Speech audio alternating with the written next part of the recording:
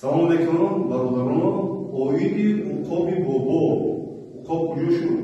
уқоб бозе дар хонаи махсус нигоҳ доштагиамро мата тамошо кунем. уқоб бозе саломатиш хуб, хурду хӯрокхӯриш хуб, фақат як по надорад. Як по надорад. вақте ки ман ира гирифтам зиёда димоши гирифтам, як пош умуман набуд, бисёр хароб лоғар буд. ира гирифтам овардам хона, тарбия кардам. аммо пош боде сахт шуда, ҳамҷаш клач бастай хушрӯ аст. ира ман ба табиат боз мегардам.